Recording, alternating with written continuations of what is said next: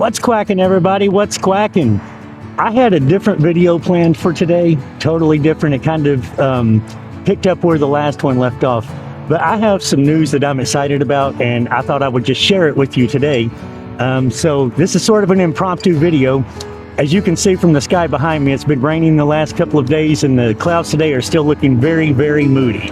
So this is probably going to be a quick video, but I have something I want to share with you. First, let me give you a little bit of look around where we're at. We are coming up today on the Leaders Park Community Garden, and I am so happy about my news here. The reason I'm coming to this community garden today is that yours truly has a space in this garden. As one of the many things that I like about the Falls Park area is that this whole city is just sprinkled with these community gardens. And if you're like me, you live in an apartment, you have a small balcony or a patio, and you have limited space to grow things, you can sign up for a space at one of these gardens, and if you're lucky like I was, you can actually get selected to grow one. Put it back on me for a second just to get a little bit of the sign in the background. But I applied for this space back in January. That's when applications open up. And priority is given to people that's having a garden space here before, because they want it to go to someone who's going to actually grow and take care of the area. So if you've had a garden before, you have priority. And then any additional spaces, they consider new applicants. And I was lucky enough to receive their consideration. And I'm really excited because I have a very small balcony to grow things on. And I did grow some things last year. I grew some cherry tomatoes. I tried to grow potatoes, but it was kind of a mixed success / failure. This year I want to go all out. I have a little bit more room. I'm going to still use the balcony, but I'm going to use this space as well. And hopefully I'll grow a little bit of food that I can actually eat this time, other than tomatoes every day. Anyway, we're going to get back on point here and go inside. I'll show you which space is mine. First thing is there is a water hose out here. I intend to keep this looking just like it does right now, and I assume that everyone else is as well. So it's nice to know that I don't have to worry about watering my plants. There's a hose right here. It's plenty long to reach the whole area, and the water is provided. Anyway, the application process, let's get back into that. I applied for that online in January. This program is ran by the Minnehaha County Master Gardeners Program. It's in association with the State University here in town. And they organize and plan all of these community gardens. Mine is going to be straight through here. Sorry, I got interrupted by a phone call. Rookie mistake, Quackers. Do not disturb. Always turn it on. Anyway, you can see that some people have their plots fenced off here. I came out here last summer after everything was bloomed up really nice, and some people had done this, some people didn't. I don't plan to. That's too much for me, but there are rabbits in the woods around here, so I would imagine that's why they're doing it. They just want to keep their stuff safe from rabbits. As far as I'm concerned, if the rabbits want a treat, they can have a treat.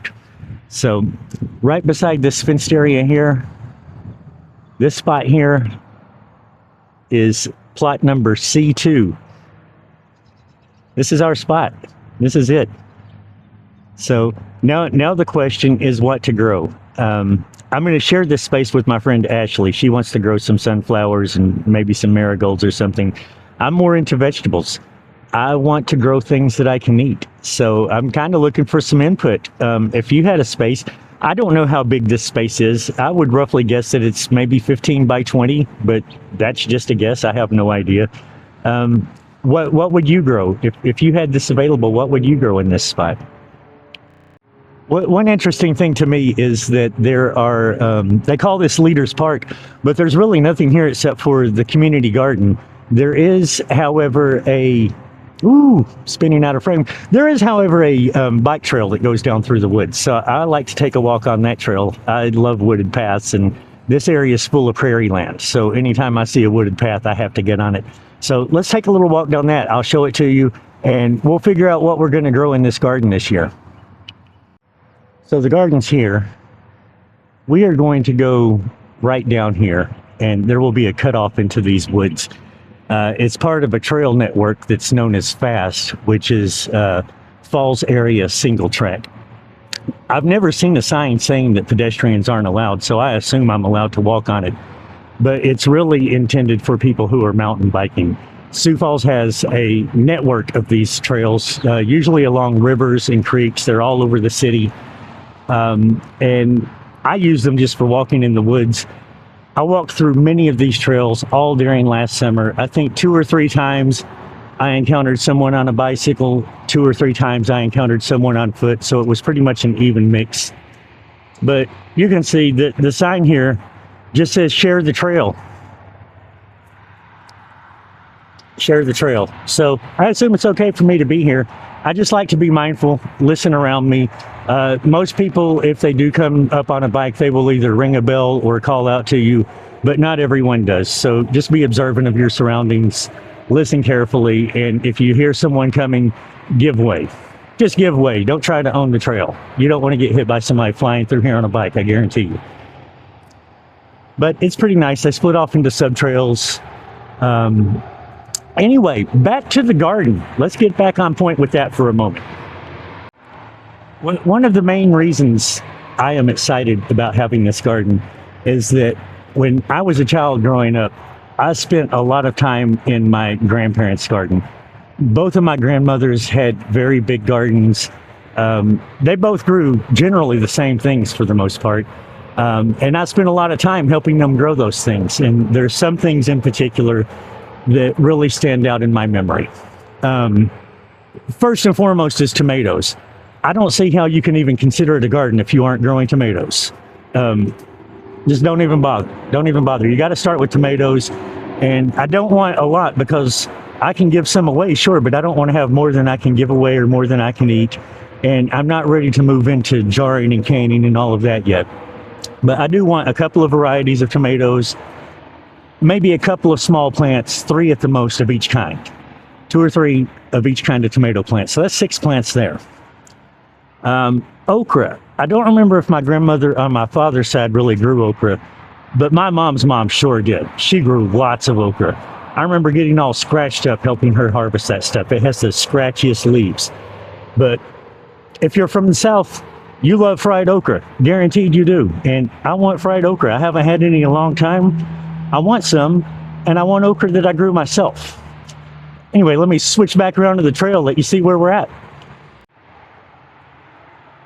Now, the third thing that I 100% want to grow is some summer squash.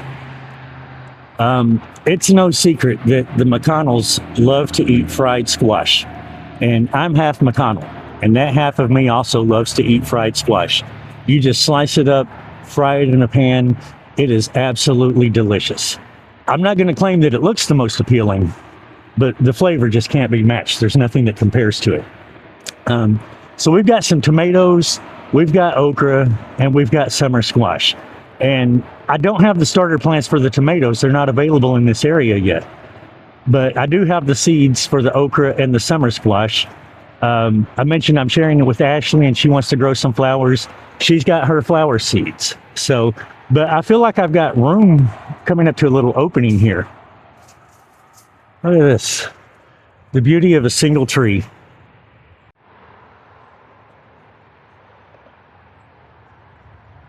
There's something about a tree by itself.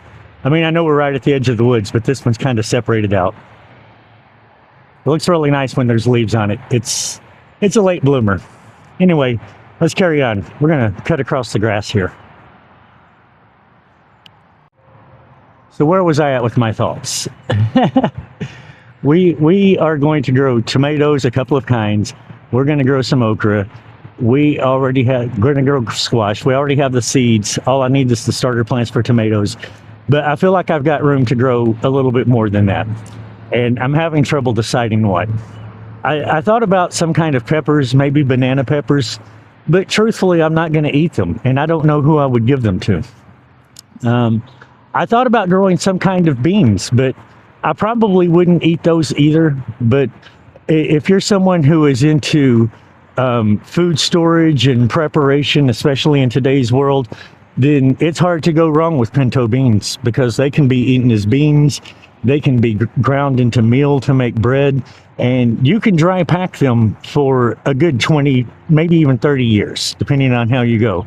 Look at this hill here. This is the one thing about Leaders Park, aside from this trail and the garden, is this hill. When wintertime comes, the neighborhood kids flock to this area and sled down this hill like you can't imagine. You can also walk down there and pick up a different part of this fast trail system, but I'm just going to continue on where we're at.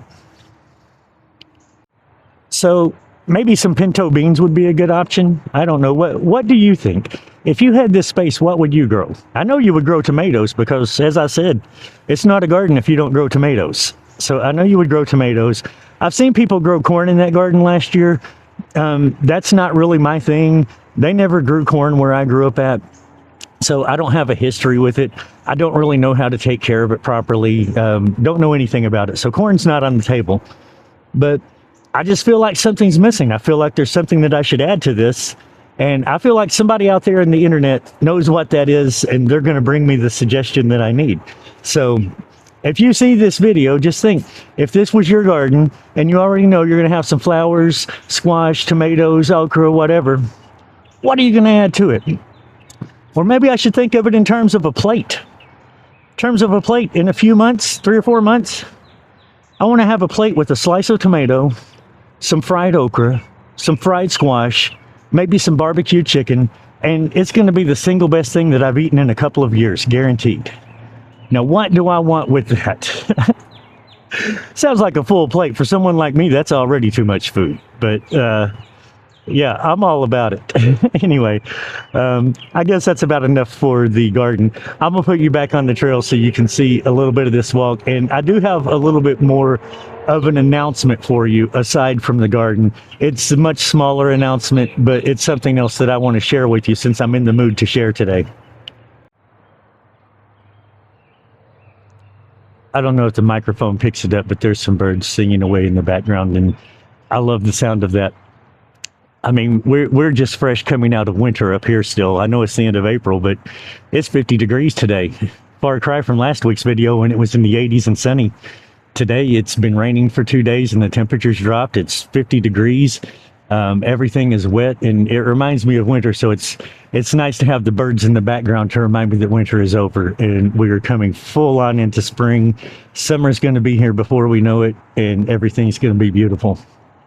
So anyway, as to the other smaller announcement, some of you may or may not know that I used to build websites as well once upon a time. Out of the many things that I've done in my life, that was one of the ones I did.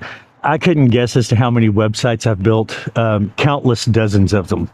Ooh, swing around this curve real quick. Let's swing around the curve. Anyway, I've built countless dozens of them, but I haven't built one in years. It's been a good half decade, 5 or 6 years. And I just felt like I wanted to build one to have my own place to showcase my photography. I put some things on Facebook. Once in a while, I'll throw something on X or whatever. But I don't really like trusting other platforms with my photography. And I just wanted to have a place where I knew I could keep it uploaded. I could maintain the server. And it's just my space. And also, I'll probably will add a lot more shots there because I only add some things on social media. I don't put everything there. And so I need a place where I could put everything, right? And so I decided to build this website under the domain quackersworld.com. And I wanted it to be a very simple website. I mean, I was going to over-engineer it and integrate feeds from everything. And I just thought, you know what? I just want a very simple website, the way they used to be back before social media came along and broke the internet. So there's no likes, no comments, no nothing like that. It's just photography, and I put my videos on there as well. So there's a photography section, a videography section, and I may add something else later on, but for now it's just a place to share my photos. So if you want to break away from your doom scrolling through reels or shorts or whatever it is that you watch, and just look at some nice photographs, then feel free. It's going to be mostly nature photographs. I spend a lot of time in nature, so you're going to see a lot of clouds, a lot of flowers, a lot of trees, a lot of landscapes. That's typically what I take pictures of. But if you like that sort of thing, go check it out, quackersworld.com. I haven't put the license agreement on the site, but everything I put on that site is going to be released under we have a choice. I believe the right takes us back around to the bottom of that hill, so we're going to go to the left. Anyway, I'm releasing everything under Creative Commons license, meaning that if you see it on my website, you are 100% free to take it and use it however you wish. The only thing I ask is that you give some form of credit or attribution back to quackersworld.com. But other than that, if you see something you like and you think you have a need or a use for it, feel free to take it. It's yours as much as it is mine. It's there for the world to enjoy. So that's about it. I have the garden. I have the website. That's about all of my announcements for today. Now, as for the video that I was gonna make but didn't make, let me switch you back for a second. Now, as for the video that I was going to make but I didn't. Last week's video, if you follow the channel, last week's video, I was at Falls Park and I showed you the Queen Bee Mill, and I talked about the history of that mill, particularly Richard Pettigrew. Every time I hear that name, Harry Potter goes through my head. Peter Pettigrew. But it's not Peter Pettigrew, it's Richard Pettigrew, who was very prominent in this area in its early days.